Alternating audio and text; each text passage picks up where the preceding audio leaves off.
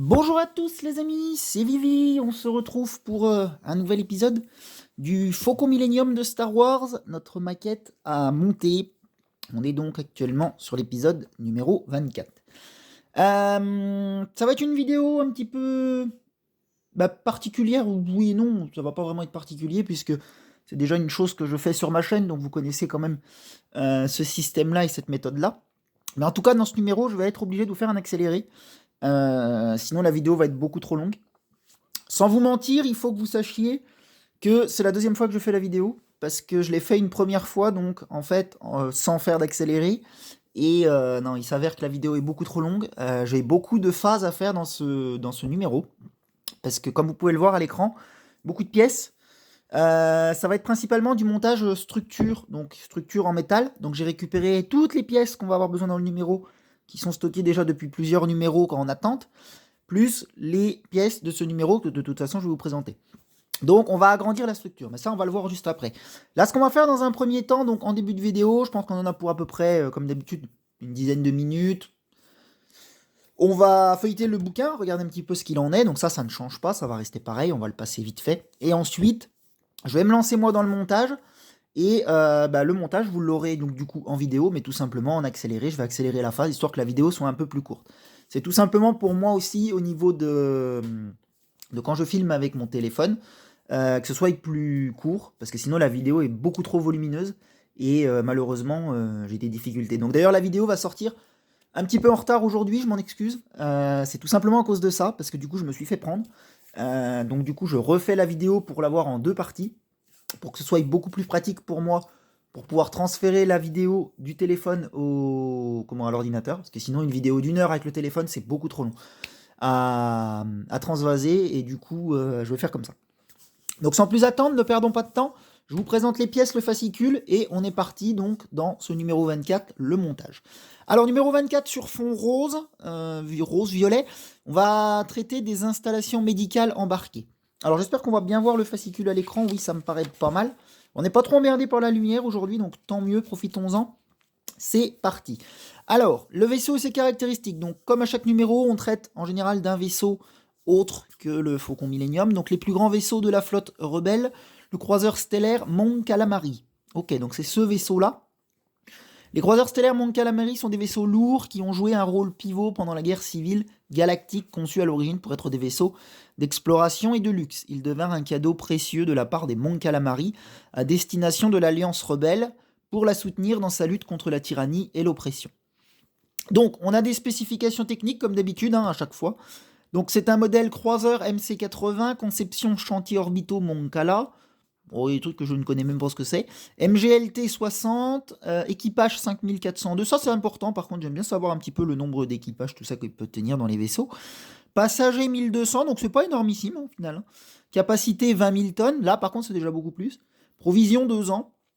Longueur 1200 mètres, donc là ça commence à causer aussi, en moyenne. Hyperpropulseur classe 1, hyperpropulseur de secours classe 9, et arsenal 48 batteries turbo-laser, 20 canons ioniques et 6 projecteurs de rayons tracteurs. Voilà. Donc je pense que les Mon Calamari, c'est ces créatures qui sont en bas. Ils n'étaient pas très très beaux non plus, mais ma foi c'est Star Wars, c'est comme ça. Allez, on continue, on passe pas trop longtemps là-dessus. On a encore des pages à visionner. Je vais remettre mon fascicule comme ceci et ça devrait aller. Ici, une petite illustration, même une grande illustration, justement, du chef, je crois, de l'équipage Mon Calamari. Alors, on pouvait voir qu'ils avaient des mains un peu particulières. Hein. Je sais même pas vraiment comment ils étaient appelés. Alors, comment qu'ils appellent ça? Le commandant des MC-80 est principalement composé de Mon Calamari, ouais. Le commandement, pardon, puisque leurs holoprojecteurs et leurs graphiques sont conçus pour leur spectre visuel. Les postes de contrôle répondent même à des gestes et des mouvements que d'autres espèces ne peuvent guère reproduire. Pendant la bataille d'Andorre, le Home One était sous le commandement du capitaine Verac. Donc ce serait le capitaine Verac, voilà. Du premier officier Tanespi et du lieutenant Sesfan. Voilà, comme ça au moins on a la créature, on sait qui c'est, mais je suppose que c'est lui. En haut à droite, nous avons la bataille d'Andorre, un front qui avance. Donc on a tout un groupe sur cette illustration. Donc là, oui, c'est plus dans la partie suivante de Star Wars. Hein. Vous savez, ça a été par trilogie, pour la base en tout cas. Vous aviez une première trilogie qui correspondait à épisode 4, 5, 6, qui est sorti il y a très longtemps. Et après, ils avaient refait une trilogie avec l'épisode 1, 2, 3, qui se remet devant, mais qui a été tourné après, pour le coup. Et d'ailleurs, c'est là qu'on peut voir la différence sur les films, si vous les visionnez, au niveau de l'image, des couleurs, de tout ça. On sent vraiment qu'épisode 4, 5, 6, la première trilogie, on est vraiment sur quelque chose de plus ancien. Et ça, c'est une image sortie de la première trilogie, donc des épisodes 4, 5, 6. Alors, je sais plus après la bataille d'Andorre, mais je crois que c'est peut-être dans l'épisode 5, si je dis pas de bêtises. À vérifier. Ici, qu'est-ce qu'on a? Forme organique. Oui, donc c'est pour expliquer la forme, je suppose, de l'appareil. Donc ici, une maquette en bas. La proue bulbeuse, oui, c'est ça, la proue bulbeuse, oui. Du croiseur stellaire MC-80 possède 10 énormes propulseurs subluminiques, 4 réacteurs principaux M8.0 Star Drive, ainsi que 6 réacteurs de manœuvre M4.5 Star Drive. Donc les réacteurs, je présume que c'est les trucs qui sont là.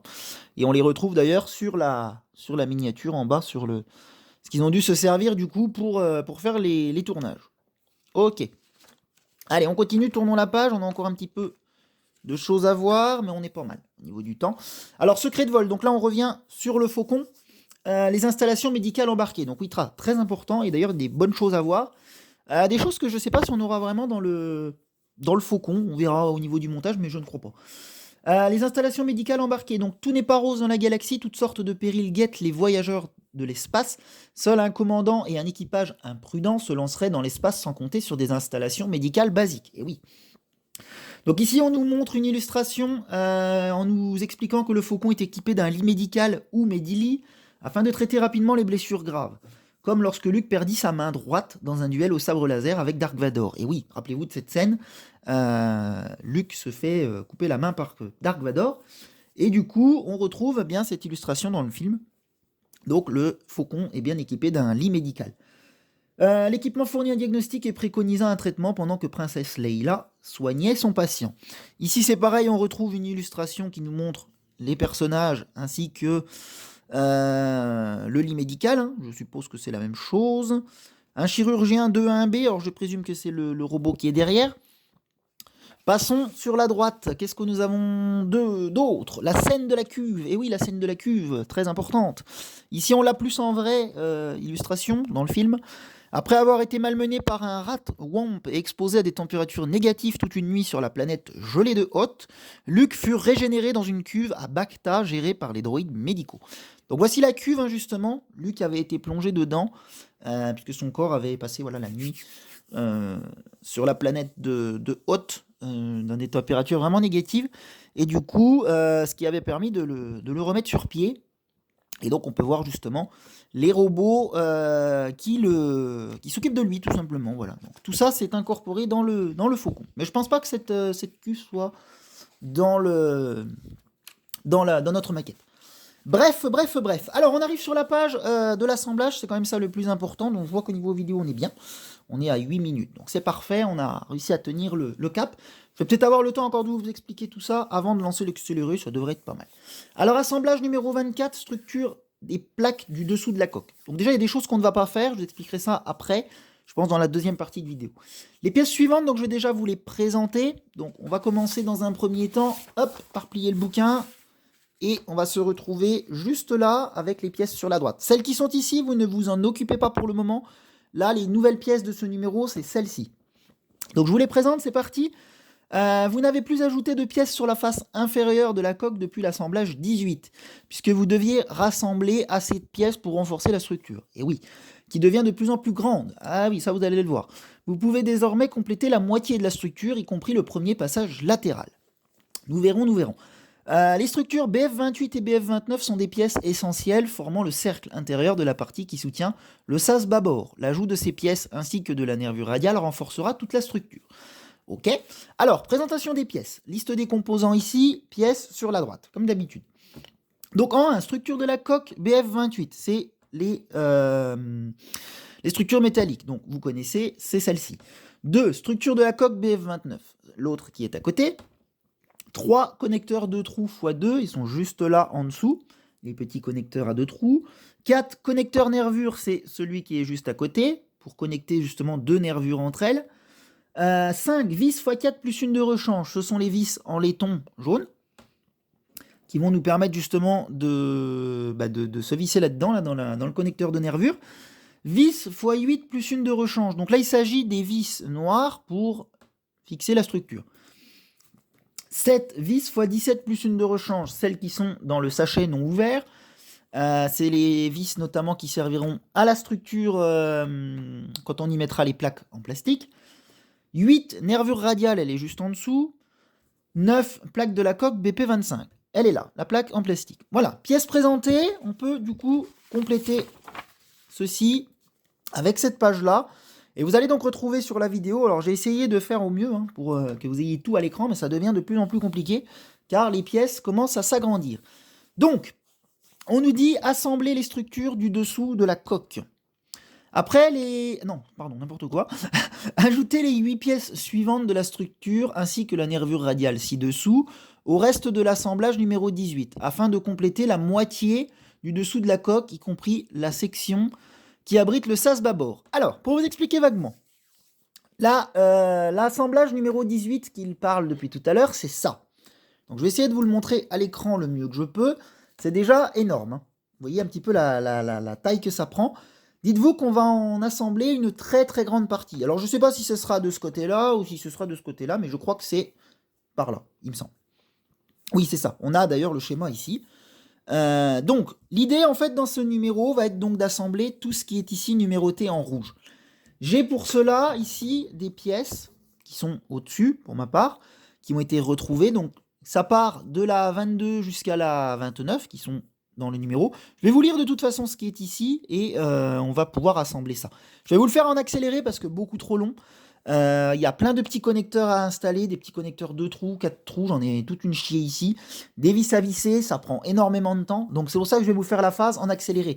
Vous aurez quand même les images, mais en accéléré. Comme ça, on va gagner du temps. Tout simplement. En plus, il va falloir que je reprépare une nervure parce qu'elle n'est pas prête. Donc non, trop de temps. Je vous dis, j'ai passé plus d'1 heure sur la première vidéo. C'est techniquement beaucoup trop long. Prenez les 2 parties de la structure fournie avec ce numéro, pièces 1 et 2, donc celle-ci, ainsi que les 6 parties des numéros 20 à 23, qui sont là-haut, et disposez-les comme sur l'image. Alors je ne vais pas m'amuser à les disposer, j'ai pas assez de place. Moi je vais prendre comme j'ai besoin. Donc elles sont disposées ici, donc pas besoin de vous les remontrer. De toute façon je les ai toutes ici, pas de souci. Selon la numérotation des pièces, pour compléter la partie de la structure ci-dessous, vous avez besoin de la nervure radiale et du connecteur de ce numéro. Donc nervure radiale plus celle-ci qui est ici, et le connecteur.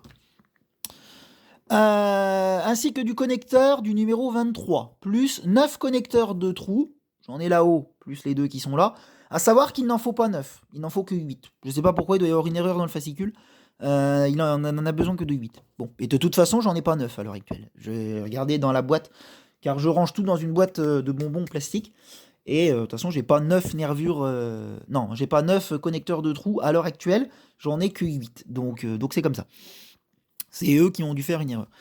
Ok, 2 trous et 4 connecteurs, 4 trous, qui sont là-haut. Là, par contre, je les ai pour le coup, il n'y a pas de souci.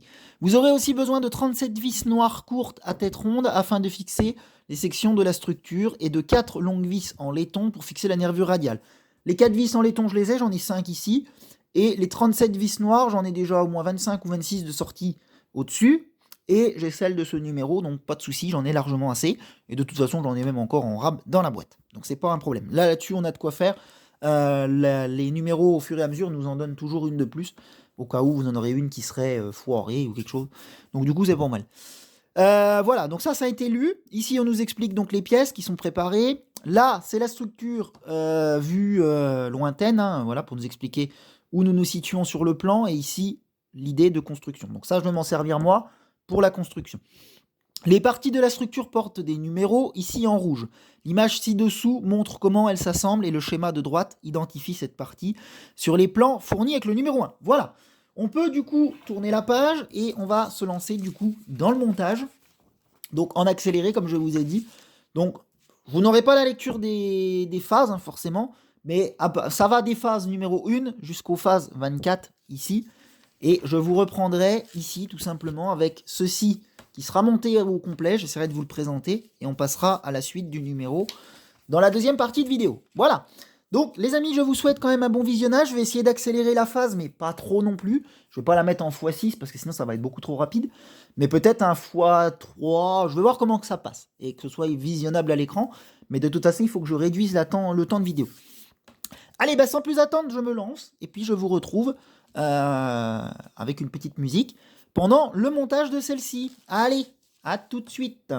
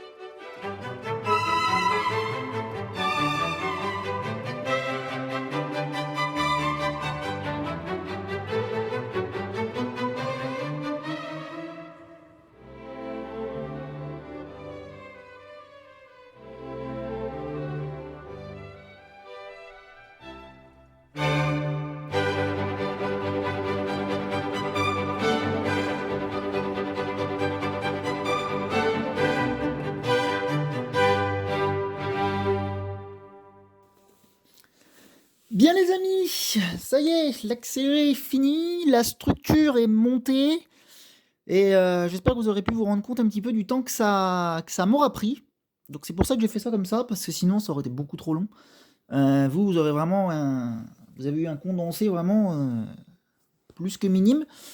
Moi je crois qu'au niveau de la vidéo, juste du montage en lui-même, je crois que ça m'a pris, il me semble, une vidéo de 25 minutes. Donc vous voyez, un petit peu à quoi j'en suis réduit. Bon bref, voici le résultat, il tient quand même encore dans l'écran, donc ça c'est cool, pour le moment du moins. Donc ça commence à en faire un bon morceau, et ça a quand même de la gueule, une fois fini, je suis assez satisfait du résultat. On commence à voir vous voyez, des petites zones carrées qui se dessinent. Bon là c'est autre chose, hein, mais voilà, sûrement les trains d'atterrissage qui passeront là, ou peut-être d'autres choses. Nous verrons bien, nous verrons bien. Alors qu'est-ce qu'on nous dit dans le fascicule en bas, ici en jaune, attention. La structure est désormais d'une taille et d'un poids conséquent. Et ça, oui, je vous le confirme, elle commence à peser un petit peu, la cocotte. Hein. Donc, et encore, hein, dites-vous que voilà, elle est loin d'être montée en entière. Je vous dis qu'il va être vraiment lourd, ce vaisseau. Mais tant que le cercle n'est pas terminé et que les plaques n'ont pas été ajoutées, elles restent susceptibles d'être endommagées ou déformées. Et oui, attention, il faut savoir quand même qu'elle a une légère tendance à se... Oui, donc à manier avec précaution quand même. Hein. N'appuyez pas comme un bœuf dessus. Enfin en tout cas moi j'essaie de pas trop le faire parce que mine de rien ça reste de la petite ferraille pas si épaisse que ça. Et ça pourrait quand même très vite tordre. Même si c'est quand même un minimum costaud quand même. Mais bon quand même. Prenez donc soin de bien tenir la structure lorsque vous la prenez en main délicatement sans trop appuyer. Lors de l'assemblage numéro 27, vous pourrez assembler le support qui sert à maintenir. Support qui sert à maintenir, alors normalement ça va être lui. Je pense que c'est de ça qu'il parle.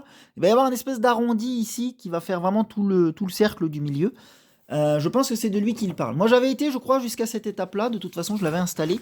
Je m'en souviens. Allez, on passe à la dernière étape, la dernière page.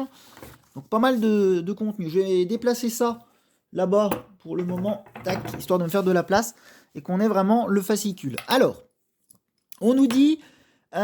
fixer les plaques de la coque. Alors là, je les arrête tout de suite. Je vais vous lire le truc qui est ici, mais par contre les plaques, je ne les fixe pas. Enfin, en fait, ils veulent simplement qu'on les teste. On a juste une chose à faire par contre, c'est coller un petit élément. Ça, on va le faire quand même dans cet épisode. J'ai déjà préparé ce qu'il faut. Et on va le faire parce que ça va. Mais par contre, ce qui est essayer les plaques, en fait, ce que eux veulent qu'on fasse, c'est qu'on retourne la structure métallique, qu'on la mette dans l'autre sens et qu'on place les plaques comme on avait déjà pu faire une fois dans un épisode.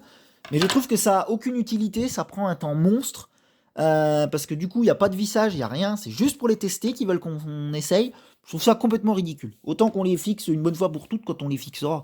Je vois pas l'intérêt. Donc je vais quand même vous montrer les étapes ici en les lisant. Mais vous n'aurez pas en réel, pour le moment du moins, la mise en place des plaques. Je trouve ça complètement débile. Vous aurez juste ici, voilà, le schéma à quoi ça ressemble. Point barre. Donc, on nous dit, tout comme précédemment, vous pouvez retourner la structure de la coque et tester les pièces suivantes. Alors ça, par contre, retourner la structure de la coque, je suis d'accord de le faire, c'est pas un souci. Donc voici ce que ça donne une fois retourné. Donc attention à ne pas appuyer dessus, je crois qu'ils nous le disent d'ailleurs. Les plaques de la coque jusqu'à la BP25 de ce numéro, donc celle-là. Afin de voir l'ensemble s'étoffer. Voilà, génial. Je ne vois pas trop à quoi ça sert, mais bon, bref. Puisque les plaques comprennent aussi le premier passage latéral et le renfoncement que vous avez déjà assemblé dans le numéro 19, le dessous de la coque commence à prendre forme en 3 dimensions. Oui, effectivement. Donc, étape 1, retourner la structure et ajuster les plaques. Donc ça, on ne fait pas. Que vous avez ajouté à l'assemblage 19. Ok. Donc ça donnerait ça. Reprenez la plaque BP1 du numéro 21 qui est en dessous du passage côté proue. Donc ça par contre je vais vous le retrouver, je l'ai pas très loin, c'est de cette plaque qui parle. Normalement elle s'appelle BP1, oui c'est ça, BP1, donc elle est là. Reprenez la grappe du 19 et découpez la dernière pièce restante qui sera un élément de décor extérieur. Ça, je l'ai également. La petite pièce est là. Voilà. Donc là, on est bon. Collez ces deux ergots dans les trous de la plaque BP1. Ils sont de tailles différentes et ne s'insèrent donc que dans un sens. Moi, il faut savoir que... Pourquoi mon téléphone est en... Ah, c'est qu'il commence de plus avoir de batterie, il faut que je me dépêche. Il faut savoir que mes ergots sont cassés. Bon, c'est pas très grave, je vais recoller, pas de souci. Donc le truc va se mettre comme ceci, et fin de l'histoire. Donc on va y foutre un petit point de colle, vite fait. Ça prendra pas très longtemps. J'espère que la colle n'aura pas séché, mais normalement non. Non, on est bon. C'est un tube tout neuf. En général, quand le tube est neuf, ça se passe plutôt pas mal. Donc tac. Et on y colle cette petite chose. Tac. Essayez de faire en sorte que ce soit un minimum droit. Je vais attendre que la colle prenne correctement. Donc ils nous disent coller ces deux ergots dans les trous de la plaque BP1. Ils sont de tailles différentes. Oui, ok. Fixez la plaque sur le côté relevé de la structure. Donc ça, je vais pouvoir vous le montrer juste après. Une fois que ça va avoir pris. Bon, ça y est, c'est bon. Pas de souci. Je regarde juste que ce soit bien droit. Ouais, c'est pas trop mal. Allez, on va manier avec précaution quand même, parce que ça reste de la colle, c'est encore à peine sec. Même si c'est de la prise rapide, quand même. Oui, non, ça tient déjà bien, parce que là, c'était en train de forcer dessus. Alors, donc la plaque va comme ça, tout simplement. C'est ce qu'ils veulent qu'on fasse. Paf, voilà, on la pose dessus gentiment. C'est juste pour tester. Pas de souci. Prenez la plaque BP25 de ce numéro, donc celle-ci. La plaque s'assemble sur la circonférence extérieure de la structure en la surplombant partiellement. Donc, comme ça. Tac, voilà. Donc, vous voyez, ça ne tient pas forcément bien, on se serait fait chier. L'idée, c'est juste de nous montrer ce que ça va ressembler. Retournez l'assemblage afin de voir comment le renfoncement de l'assemblage du numéro 19 se situe par rapport aux 4 ergots dépassant de la structure. Donc, c'est de ça qu'il parle. Le truc qui est là qu'on avait monté. Donc là, voilà, il va falloir retourner en plus la norme. C'est infaisable. Il faut qu'on en colle des bouts, qu'on en fixe des bouts, parce que là, ça va pas. Ils vont trop vite par rapport à ce qu'on fait, là, j'estime. Donc, c'est débile. Bref, on va quand même vous le montrer. On va essayer, en tout cas. Donc ça va se fixer comme ça. Alors, attendez, que je me souvienne. Un truc du genre comme ça. Normalement. Non, c'est par-dessous. C'est comme ça, plutôt. Bon, je sais plus, on verra bien. De toute façon, c'est un truc dans le genre comme ça. Alors, je m'excuse, la vidéo avait coupé, hein, puisque la batterie tombait en panne, forcément. Quand on filme, ça prend de la batterie. Donc oui, ça se fixe comme ça, ma foi, nous verrons bien en temps voulu, mais bon, c'est ça l'idée. Ok, et donc, on a terminé. Hein. Je crois que ça y est, on va pouvoir clôturer enfin la vidéo. Donc du coup, ça nous donne ceci. En bref, hein, on serait sur un truc comme ça si j'avais fixé les plaques. Mais du coup, je ne l'aimais pas, comme j'ai pu vous dire. Ça sert, je trouve, strictement à rien. Ici, on a un secret dévoilé en coulisses. Voilà, hein, c'est pour nous dire que la structure acier fut construite à Pembroke Dock. Les ouvriers étaient tenus au secret professionnel concernant le projet nommé Magic Roundabout. Les photos et les visites non autorisées étaient proscrites, mais en mars 2015, on a appris que le photographe amateur John Clark avait pris des clichés du vaisseau vers la fin de sa construction. Donc il l'aurait apparemment construit à échelle humaine. Voilà, tout simplement, pour l'Empire contre-attaque. Ok, donc c'est la fin du fascicule numéro 24. Grosse partie hein, dans ce numéro. Vidéo qui sera du coup un petit peu, peut-être un peu plus longue, je sais pas. Bon, je verrai au niveau du montage. J'espère que vous prenez plaisir à regarder cette petite série du Faucon Millenium. Et puis à l'épisode prochain, je serai en mesure de vous présenter un nouveau petit goodies là, qu'on reçoit quand on s'abonne à la collection, tout simplement. C'est pas grand chose d'extraordinaire, mais vous allez voir, c'est quelque chose d'utile. Donc vous verrez ça au numéro 25. En plus, ça tombera très bien. Je vous expliquerai un petit peu du coup comment c'est. Et je pourrais vous montrer du coup vraiment en détail comment que c'est foutu. Voilà, allez, et bien sur ce les amis, je vous souhaite bon visionnage et je vous dis à dimanche prochain. Excusez-moi du retard, hein, ça tombera un petit peu plus tard que d'habitude. Mais on se retrouve dimanche prochain pour le numéro 25. Salut tout le monde!